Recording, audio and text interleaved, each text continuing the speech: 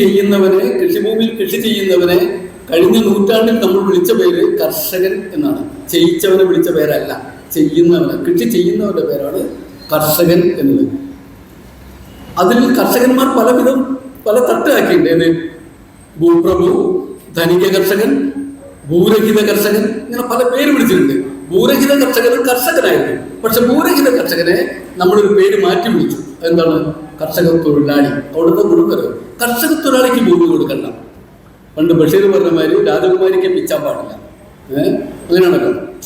മജീദിനെ പിച്ചപ്പോ മജീദ് പറഞ്ഞു, പിന്നെ മജീദിന് പിച്ചാം, മജീദിന് സൂറയെ പിച്ചാം, സൂറയ്ക്ക് മജീദിന് പിച്ചാൻ പാടില്ല. കാരണം രാജകുമാരിയാണ് വലിയ കാര്യം എന്നുള്ളതുകൊണ്ട് രാജകുമാരിക്ക് പിച്ചാൻ പാടില്ല. അതുപോലെ ഈ ഭൂരഹിതനായ കർഷകനാണെങ്കിൽ ഭൂമി കൊടുക്കണം കർഷകനാണ്. കർഷക തൊഴിലാളിയാണെങ്കിൽ ഭൂമിക്ക് യാതൊരു അവകാശമില്ല. വൈകുന്നേരം കൂലി വാങ്ങിയിട്ട് പോയിക്കോളും. നല്ലൊരു പേര്. എന്നാൽ കേരളത്തിൽ പേര് കൊണ്ട് ആളെ പറ്റിക്കുന്ന പണി ഇപ്പൊ തുടങ്ങിയതല്ല. കർഷക തൊഴിലാളിന് പേരിട്ട് കർഷകരെ മുഴുവൻ വഴിയാധാരമാക്കിയപ്പോൾ ഇതേ പണിയാണ് ചെയ്യുന്നത്. പിന്നീട് ഇപ്പൊ മുതലാളിത്ത പദമൊന്നും പരിഷ്കരിച്ചിട്ട് അവരുടെ പുതിയ എല്ലാ തൊഴിൽ മേഖലയിലും ക്യാഷ് ലേബേഴ്സ്, താൽക്കാലിക ജീവനക്കാർ, ഗസ്റ്റുകൾ, ഗിഗുകൾ, അങ്ങനെ പല പേരുകളാണ്. ആശാവർക്കർ, പല പേരുകൾ. ഇത്തരം പേരുകൾ ഇട്ടുകൊണ്ട് അവർ ചെയ്യുന്ന ജോലിയെ, ഇത് സന്നദ്ധ പ്രവർത്തനമാണ്. നിങ്ങൾ ആദ്യം തൊഴിലാളിയായിട്ട് വരും. നിങ്ങൾ തൊഴിലാളിയായിട്ട് വരും. നമ്മൾ കുളിച്ച് തൊഴിലാളിയാവാൻ നമുക്ക് പറ്റരുത്. ഇവര് ആക്കിയത് അവരൊക്കെ മാറ്റിയാ വേണ്ടത്.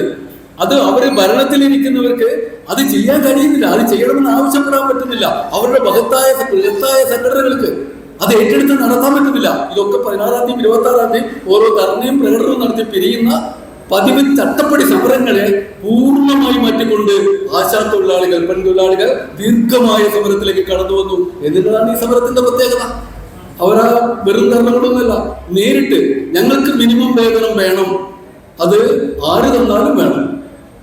അപ്പോൾ സംസ്ഥാന സർക്കാരാണ്. പണ്ട് 1000 രൂപ കൂലി കൊടുത്തില്ല എന്നാൽ 500 രൂപ കൊടുത്തിരുന്ന സമയത്ത് ആഴ്ചയിൽ 1-2 മണിക്കൂർ ചെയ്യേണ്ട സന്നദ്ധ പ്രവർത്തനമായിരുന്നു.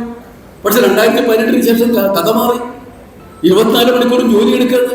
24 മണിക്കൂറും ജോലി എടുക്കുമ്പോൾ നിങ്ങൾ ആശ എന്നുള്ള പേരിട്ട് സന്നദ്ധ പ്രവർത്തനം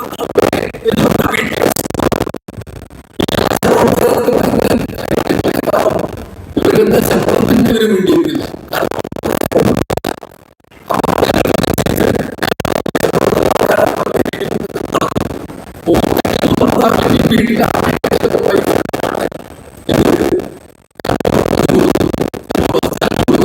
ചിലപ്പോ